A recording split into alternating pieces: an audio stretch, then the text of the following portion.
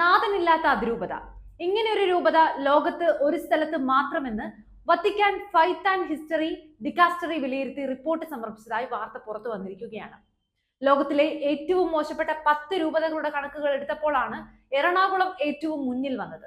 3 വ്യത്യസ്ത ഏജൻസികൾ ഡാറ്റ ശേഖരിച്ചു നടത്തിയ ഗവേഷണത്തിലാണ് ഈ പ്രഥമ സ്ഥാനം. വിവിധ പ്രവർത്തനങ്ങളുടെ തുടക്കം, തുടർച്ച എന്നിവ പഠന വിധേയമാക്കിയിരുന്നുവെന്ന് ചെയർമാൻ റവറാൻഡ് ഡോക്ടർ ഹെൻറി ഡെസൂസ ഗിൽബർട്ട് പറഞ്ഞു.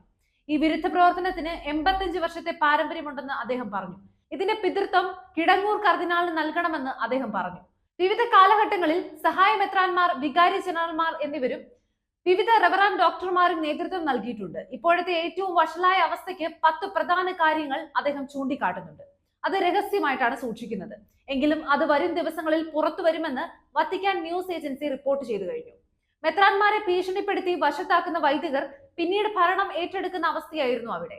അതിന് പുതിയ മേജർ ആർച്ച് ബിഷപ്പും തടസ്സം നിന്നതാണ് ഇപ്പോഴത്തെ പ്രശ്നങ്ങൾക്ക് കാരണം. അതോടെ സമാനതകളില്ലാത്ത അട്ടിമറി ശ്രമങ്ങൾ ആരംഭിച്ചു. അതിൽ വിമതർ ഒരു പരിധിവരെ വിജയിച്ചു. എന്നാൽ വ്യാജരക കേസിൽ വൈദികർ കുടുങ്ങിയത്, പൗരസ്ത്യ തിരുസംഘത്തിന്റെ അധ്യക്ഷന്റെ കോലം കത്തിച്ചത് എന്നിവ വന്നപ്പോൾ വത്തിക്കാനിലെ എല്ലാ കാര്യാലയങ്ങളും ഞെട്ടി. ഭാരതത്തിലെ വിവിധ റീത്തുകളോട് വിശദമായ റിപ്പോർട്ട് തേടി.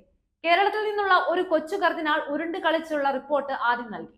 അദ്ദേഹം വിമതരുമായി ബന്ധങ്ങൾ സ്ഥാപിച്ചിരുന്നതായി പിന്നീട് തിരിച്ചറിഞ്ഞപ്പോൾ താടി വെളുപ്പിക്കുന്ന അദ്ദേഹത്തെ വത്തിക്കാൻ ശാസിച്ചു. പിന്നീട് വിരമിച്ച ജഡ്ജി തിരുമേനി വിളിയോടെ ഓഡിയോ പുറത്തുവിട്ടപ്പോൾ സത്യം ലോകം തിരിച്ചറിഞ്ഞു.